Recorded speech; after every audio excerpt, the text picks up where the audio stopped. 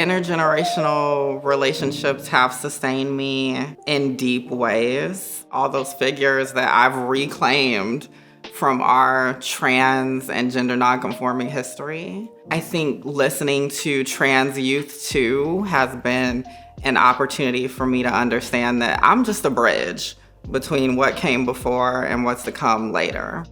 I would want any young person watching this to know that the power has always been within you. It has always resided in you. You didn't need anybody in the room or anybody in your life to tell you that you had the capability or the time or the energy. That's all in you. We need each other. We need to learn from you guys and how to be that much more confident and courageous, but you also need to learn where not to step and where not to make those mistakes that we have made so many times previously before you.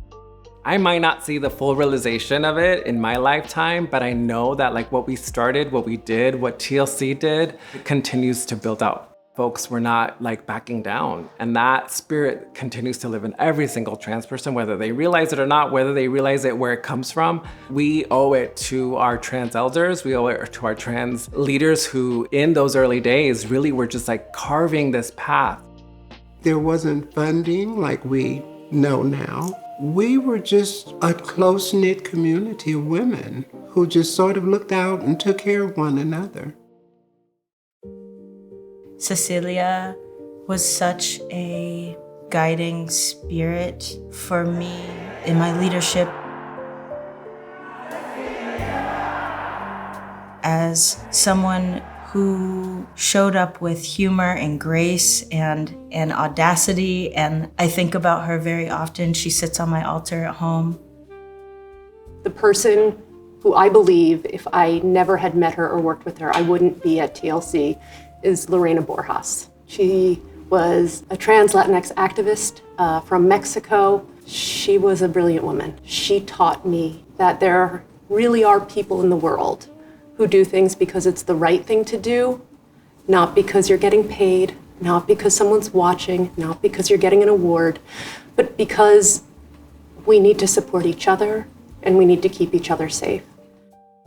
Monica was one of the fiercest advocates and activists I've ever known. And she was somebody that taught me a really valuable lesson of knowing my worth, now my staff's worth, our community, and really drilling that in.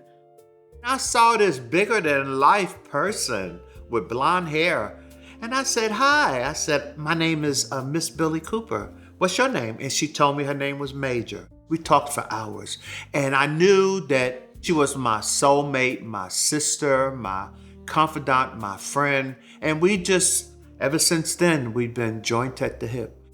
I always thought of Mama Major, and I always thought of what she taught me, what we deserve. And she was kind of like my guru in my head that always, still to this day, she sort of kind of pushes me to focus on building a world where we feel a lot safer to grow and to build and to have ownership. I always want young trans people to know that you were loved in advance. There are far more folks than we can ever name that pave the way for you to be the fullest version of yourself possible.